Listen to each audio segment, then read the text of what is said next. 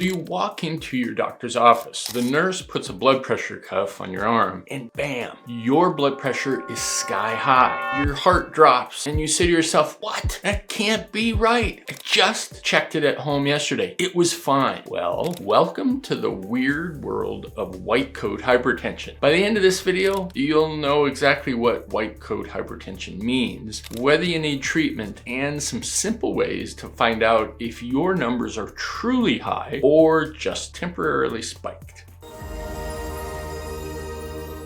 Hi, I'm Dr. Brian. It's called white coat hypertension because doctors wear, you guessed it, white lab coats. And this is when your blood pressure is only high in a medical setting, but it's totally normal the rest of the time. In other words, it's not always real hypertension, and it's thought to be your body reacting to the stress of being in a medical setting. But most doctors don't explain it well because it's not fake. It's not just in your head, and it's a real measurable stress response. And more importantly, it affects about 1 in 4 people who have elevated blood pressure readings. It happens to people who don't feel anxious, and just being in a clinical setting, fluorescent lights, long waits, white coats, that can trigger this stress response and a cascade that spikes your blood pressure. Now, for years, doctors shrugged this off. The patient's just nervous, no big deal. But now we know better. There's a big meta-analysis from the Annals of Internal Medicine that showed that people with white coat hypertension are twice as likely to develop true, sustained hypertension later on. Even scarier, this group of people has a risk of heart attacks and strokes that are significantly higher than people who have normal blood pressure all around. So if you have white coat hypertension now, it's a warning sign, and your body's telling you, hey, something is brewing underneath here, and your blood vessels might already be starting to stiffen. And most of all, it's a signal to take action before it becomes a bigger problem. So let's make this a little bit more personal. How do you know if you're more likely to have white coat hypertension? Number one, if you're over 50, and if you've been told your blood pressure is borderline. Females have it much more common than males, and it's also more prevalent in individuals who have some baseline anxiety. So how do you know if your high reading at the doctor's office is just white coat or real hypertension? The first thing you need to do is buy a validated blood pressure cuff that fits your arm properly. And if you go over here, you can see one of my other videos where I talk specifically about choosing the right blood pressure cuff. Once you get a good cuff, you measure your blood pressure at least twice a day, twice in the morning, twice at night, and do it for about 7 days and average those numbers. Another method, take it 3 times and throw out the first number. Now that's an easy do at home option, but a very accurate way is something known as ambulatory blood pressure monitoring. And this is something that your doctor can actually prescribe. This is a 24-hour strap-on cuff, checks your blood pressure all day, all night. Is it annoying? Sure, but it's incredibly accurate and it will tell the whole story. If your readings are normal outside the clinic, but high in the clinic, that's white coat hypertension. Well, then what? How about if you're diagnosed with white coat hypertension? What's the next step? Well, here's the complicated part. If you have no other health issues and your home readings are normal, you may not need medication yet, but you want to watch it more closely because in a lot of cases, it's just the beginning. It can progress to real hypertension. Regardless of meds, this is the time to double down on changes in lifestyle. Those things that are known to make a big difference long-term in your blood pressure. Number 1, cut your sodium. Get online, learn about the DASH diet, and get your salt intake down. Number 2, get moving. 150 minutes per week of mild aerobic exercise, walking, biking, dancing. Prioritize your sleep. You want to get more than 6 hours. That has been shown to have a big effect on your high blood pressure. Try and work on your chronic stress, and this can be done with meditation, mindfulness training, and yes, most importantly, track your blood pressure regularly. In some cases, this conservative watch and wait method isn't appropriate. In some high-risk cases, like if you already have heart disease, diabetes, or kidney disease, medication sometimes can even be started even for the cases of white coat hypertension. But that's outside the purview of this video, and you need to talk to your doctor. So remember, white coat hypertension, it's definitely not something to ignore. It's your body's way of waving a yellow flag, not a red one yet, but it still really means pay attention. Start now, and you can often stop full-blown high blood pressure before it really starts. If you found this video helpful, hit that like button, subscribe for some more clear medical breakdowns, and check out some of these other videos. They'll show you even more ways to take control of your blood pressure and protect your heart. Thanks for watching,